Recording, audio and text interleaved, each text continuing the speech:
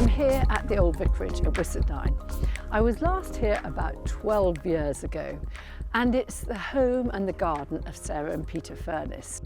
My main brief here was to create a practical dining area, so we dug out the soil to a depth of over a metre. This lawn went right the way down to the French windows down there, and it didn't look a very steep slope, but so often I've seen gardens and it looks like it's just a very gentle slope. But when you put a level on it, a laser, or however you take your levels, you will actually find that the difference is really quite marked. And the problem with the slope is that you're never really happy on a slope. You want to be at the top or the bottom, but you never want to be on it. So it's sort of dead space. What's more is this was prime space outside two sets of French windows, just begging for a chair and table and a terrace. So I think one of my most important design tips is to have a good look at the levels around a space, because if you can change the levels, it makes a garden an awful lot more interesting. Of course, when you change levels, it gives you the opportunity to introduce steps. I love steps in a garden. I've made these quite wide, generous, so you've got lots of seating space, because when you've got a few people there, or maybe someone to break away and have a separate conversation here, you can just use this extra seating area. It's a bit like an amphitheatre. Put some cushions on top, and I could spend all night here. As soon as you realise exactly what the level change is, then you can decide how to go about altering it. And people are also concerned about the expense, but nowadays you can get a mini digger, and we often take mini diggers through houses, so they're really narrow, they're just under a metre wide, and then with that little machine and a skilled operator, you can move an awful lot of earth in really quite a short time.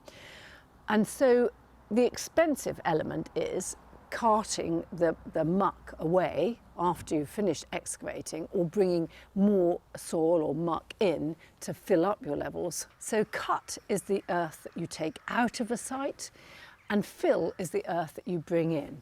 So you want to balance your cut and fill. So we cut out this area of terrace and we filled in the lawn to make it more level. It definitely makes the garden look larger when you sink a garden and when you muck around with the levels. So don't be scared of it, but really take it on as a challenge and really see what you can do to really maximise the garden's potential. Instead of just using retaining walls all the way around the edge, which is what one often does, but it's expensive and it looks pretty hard, I prefer often just to bank it.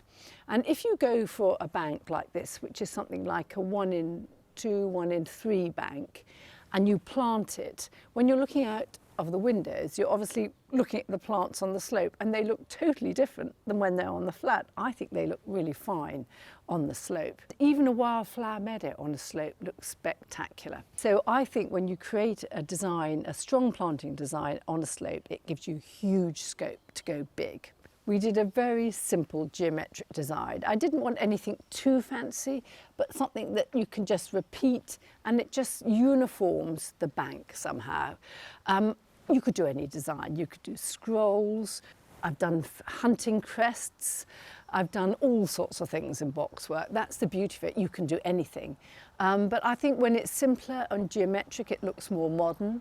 And when it's sort of scrolls and squirrels, it looks perhaps more traditional.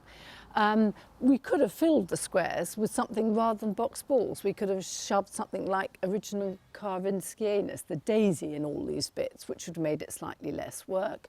We could have put roses in them. You can do anything. That's what's lovely about parterres, or broidery, as they call it in Holland and Germany, I think. Because this is a space very close to the house, that's viewed from the house every day, we've kept all the planting quite structural, so it looks good most of the year round, and I think that's quite important. And then we've softened it, because it was quite a large space in a way, so we then put the multi-stem trees in with a bit of box patterning and some gravel around the base. The crab apples have a wide season of interest, so they're never static. So in the winter you see the lovely bare framework with the multi-stems, and then you see the blossoms and the leaves in the spring, and then you see the beautiful fruit at the end of the summer and into the autumn.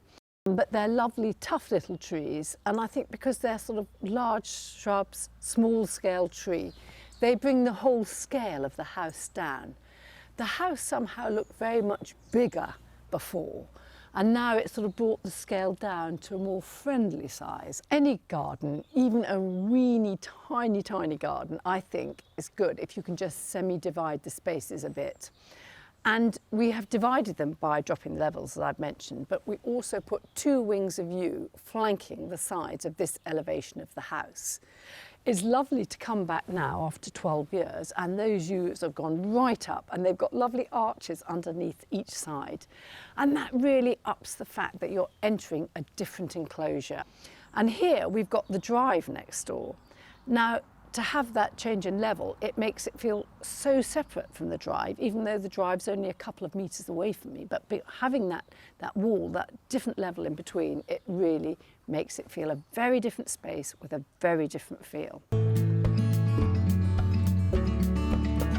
When I first arrived at the old vicarage, the cars were parked right in front of the front door, and that's a common scenario. People always want to park their car, if not in the drive, preferably in the hall, so they don't have to walk any distance at all. It's just human nature. You park exactly where you want to go. The problem is when people arrive, all they see is a load of cars sitting in front of your house. So I then try and remove the cars back from the house. And that's always my number 1 design suggestion. And people with really smart cars can't quite always get this because they're so proud of their whatever fine cars they are.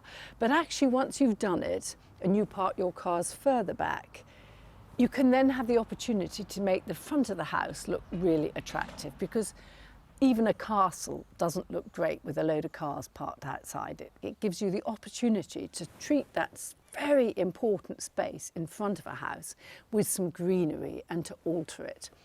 And very few houses are works of art and architecture. Most of them have some flaws.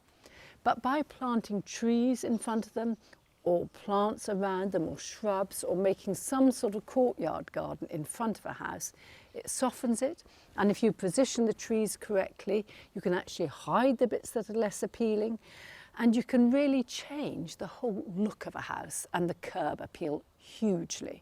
But in this case, we changed the paving and we changed the surface material slightly by actually doing a pattern work of sets in a courtyard in front of the house, by planting trees in a courtyard shape, and by putting pots and more planting there. We just really made it look more like a garden. And it's amazing. Nobody goes over that space. No people who haven't been here before go over into that courtyard. They all park back. Now, if it's pouring with rain and you get back from the supermarket and you've got lots of carrier bags, you can actually drive on the bed, and you know that, and you can drive there, deliver your shopping, and then you can move it when it dries out, and that's fine. And I think that system works really well. So having designed the first 2 gardens, the clients then decided they wanted to act on this space. So we had a brainstorming session and worked out a plan. They already had the fountain, and then we decided to put some knot gardens all around it. To lift it further, to make it more 3-dimensional, we've actually done 2 tiers in the box. So the bottom line of box is planted on the ground, and just behind it, which you can't see, is a metal plank. And that holds up the ground to a height of something like 150, 200 mil. And then the top tier box is put on the top. And it just makes it more interesting. You could do it with a simple timber board, but obviously wouldn't last so long. And then to make the 3-dimensional element even more, we put the quince trees in the top. It makes the space look much bigger, much more interesting, much more 3-dimensional. Without the trees in it, it would look so flat and boring. Next door, as you can hear, is the church, and that floods into the space, but it doesn't over-dominate it because it's got such a strong character of its own. And so the whole space is quite small, but by having this 3-dimensional element within it, I think it makes it look bigger because it gives it more tiers and more interest. The continual running water of the fountain is lovely. It gives a very tranquil feeling to the space. And the whole point of this garden was to really reflect the orangery that's behind it. So that orangery with its wonderful collection of tender plants, many citrus, lots of lovely pot plants is there, and then you can walk out into this very quiet space. So it's got an extraordinary feel to it. The whole garden has an extraordinary feel to it, and that's because every bit of it that you look at has been tended and thought about. They've done the lovely mosaic paving, all done by the owners themselves on the ground. They've got the collection of pots, many, many different pots all over the garden, all with beautifully maintained plants in and all beautiful specimens.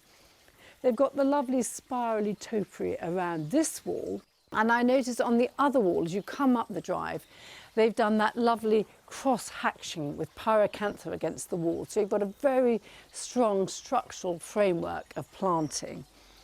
And then elsewhere, you see the beautiful retaining wall made with loose bricks, just laid on flat and just stacked. So you can actually dry lay them yourselves. And the beauty of brickwork like that is, although it's retaining quite a high height of wall, maybe something like 600 millimetres high, it's very secure, and it does move and bulge a bit. But if it looks like it's moving too out of true, you can simply take it back down and rebuild it. Everywhere you look, there are lovely ideas. I mean, the compost bins are beautiful. There's a greenhouse tucked in that tiny area at the back. There's the beehives, the chickens running around the back of the garden, the lovely space and a beautiful chicken house. Everywhere, there's beautiful details that have been thought out and tended, and it all comes together to make not a massive garden seem packed full of different ideas, different spaces, and every one of them you'd want to linger in all day if you could.